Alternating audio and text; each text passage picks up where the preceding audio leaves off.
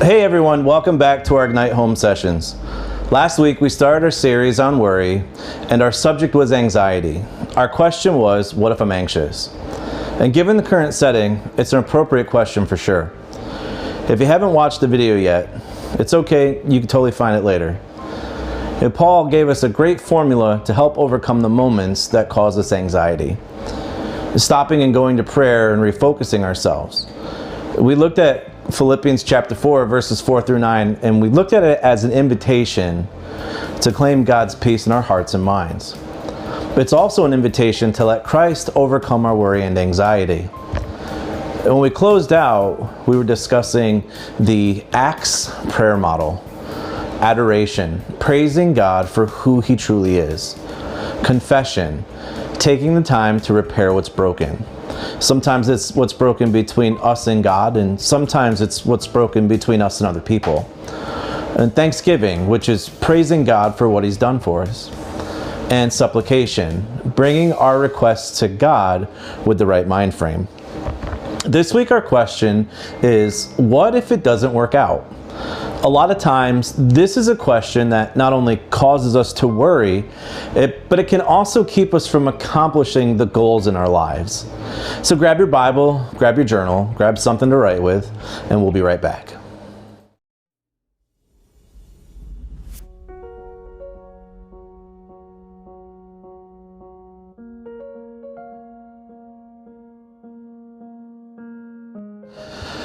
Welcome back. When I was a kid, one of my favorite things to do was ride in the grocery cart when my mom went shopping. I would pretend to be driving the cart, and now as a parent, I know that this is also one of my daughter's favorite things to do as well. And now they're a little older and bigger, but when Taryn and Avery were a little younger, they loved riding in the shopping cart, especially the shopping carts with the car. You've seen these. They are designed to look like race cars and fire trucks, and they have a steering wheel and a horn. I can remember one time when I had them in the store and I was pushing them in the cart, I could hear them talking and they were getting upset. They thought they were in control of the cart. Every time the cart turned a different way than they wanted to, or unexpectedly stopped or started or went slower or faster, they would get more frustrated. After a while, it turned into a panic. To them, things were clearly not working out the way they thought they were supposed to, the way they wanted them to. The whole time they thought they were in control of the situation. And it didn't take long for them to learn that they had no control whatsoever. When I say that they were frustrated, I mean there were some tears and there was some anger, and they decided that being in the cart was no longer fun. It just wasn't working out, and they didn't want to be a part of it anymore. They needed to be in control. And sometimes our lives are very similar to that shopping cart. We think we have control, and we think we know what we need, and we think we know where we're going, but the reality is our steering controls nothing. We have no control in it. So when things don't go our way, they don't work out, anxiety and fear and disappointment, they can quickly enter the picture. Unfortunately, these feelings become the only thing we focus on. And much like the shopping cart and the example of my daughters inside the shopping cart, what they had to realize and learn was that they were not in control. And when it comes to our lives, neither are we. Ultimately, God is in control of our lives. But more importantly, He knows what we really need. And a lot of times it's different than what you and I think we need. And this is important because it's a reminder to look to Him first. The one who knows our true needs. The one to just stop and realign with who is really in control. Last week we talked about the invitation to claim God's promises. And this week, I want to look at a challenge that Jesus lays out. In Luke chapter 12, verses 22 through 34, this is what it says. And He said to His disciples, "For this reason I say to you, do not worry about your life as to what you will eat, nor for your body as to what you will put on. For life is more than food, and the body more than clothing. Consider the ravens, for they neither sow nor reap, they have no storeroom nor barn, and yet God feeds them. How much more valuable you are than the birds. And which of you, by worrying, can add a single hour to his lifespan? If then you cannot do even a very little thing, why do you worry about other matters? Consider the lilies, how they grow. They neither toil nor spin, but I tell you, not even Solomon in all his glory clothed himself like one of these. But if God so clothes the grass in the field, which is alive today and tomorrow is thrown into the furnace, how much more will he clothe you, you men of little faith? And do not seek what you will eat and what you will drink, and do not keep worrying. For all these things the nations of the world eagerly seek, but your Father knows that you need these things. But seek his kingdom, and these things will be added to you. Do not be afraid, little flock, for your Father has chosen gladly to give you the kingdom. Sell your possessions and give to charity. Make yourselves money belts which do not wear out, and unfailing treasure in heaven, where thief nor moth does destroy. For where your treasure is, there your heart will be also. In these verses, we see a couple of things that we can take comfort in. Jesus puts out a very clear challenge here. Trust God. And he uses creation as his own example. Basically, he's telling us, don't worry. Don't be anxious. He says, look how God provides for all of the things that we might overlook ourselves. We might be focused on all the physical things, but Jesus reminds us, just like we saw last week in the verses in Philippians, that there's an attitude adjustment that needs to happen. We need to understand that life is more than just food and clothing. It's more than just what we want.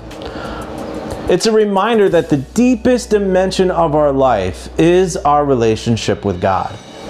In Luke chapter 10, it tells this little bit of an exchange between a lawyer and Jesus. And the lawyer, he stood up and he asked Jesus a question, and he says, "What should I do to inherit eternal life?" And Jesus turns the question around back on him and says, well, what does the law say? And the lawyer's answer is, you shall love the Lord your God with all your heart, with all your soul, with all your strength, and with all your mind, and your neighbor as yourself. And Jesus tells him, you have answered correctly.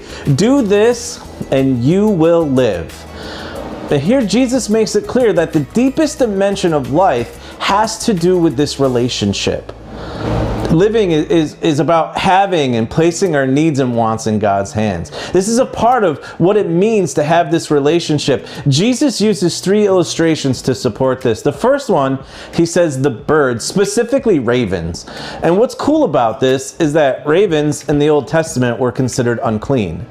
They were possibly the least appreciated birds. And this is important because Jesus uses these unclean birds, something that would have been severely overlooked and looked down on, as his example.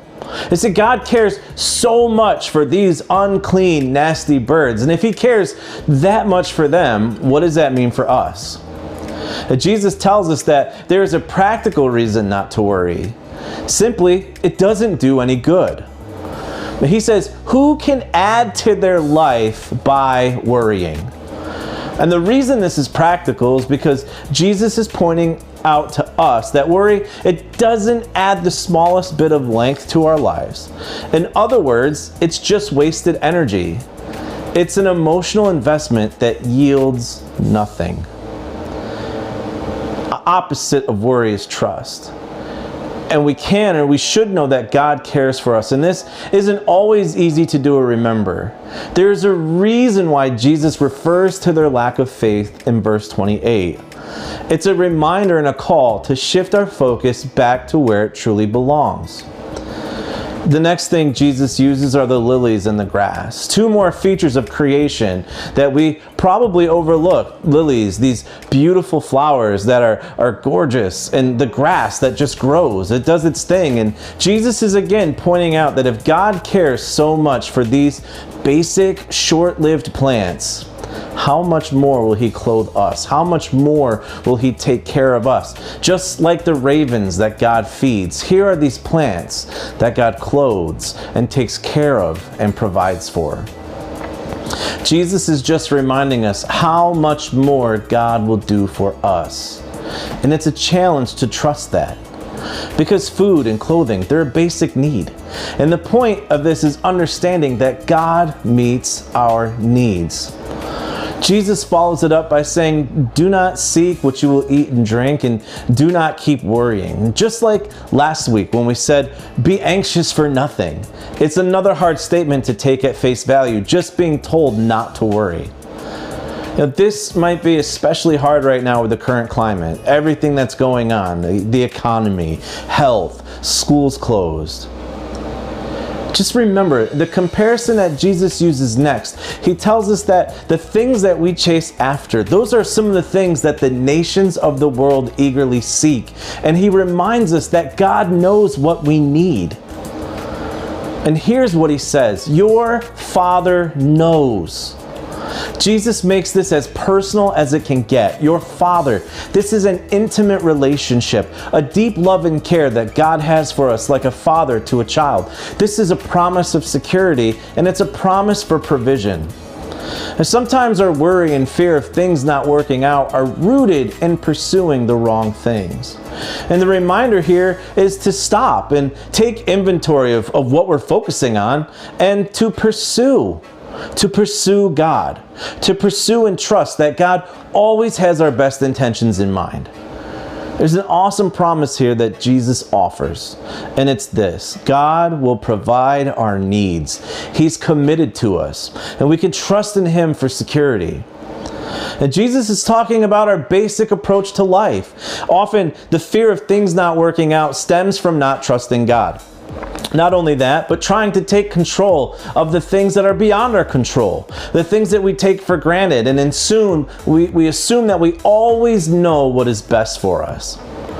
Jesus calls us to trust God, to pursue His righteousness, and to serve others. I'm going to ask you 2 questions and give you a little bit of time to write them down and reflect on them. You can reflect on them longer, you can really break them down personal, and you can spend the rest of this week thinking about them. But the first question is, what do you tend to worry about most in your life? What's the top thing, the top 2, top 3 things that you worry about most in your life? And the second question is, how can you remind yourself to focus on the eternal over these earthly stresses? So take this little bit of time and answer these first 2 questions. And write out at least 3 things if you can. You can list more, but really try to identify 3 primary things that you tend to worry about the most.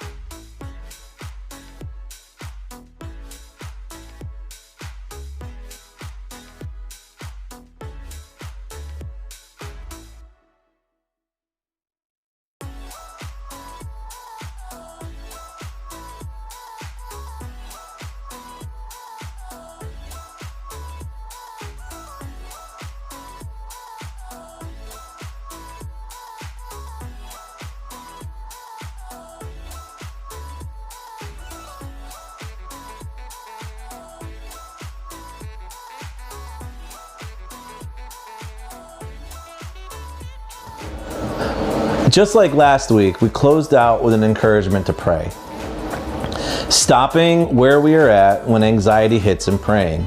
I encourage you to follow the Acts of Prayer model that we recapped earlier. Now, prayer doesn't always come easily, and sometimes we need help to know when to pray, how to pray, and sometimes even what to pray about.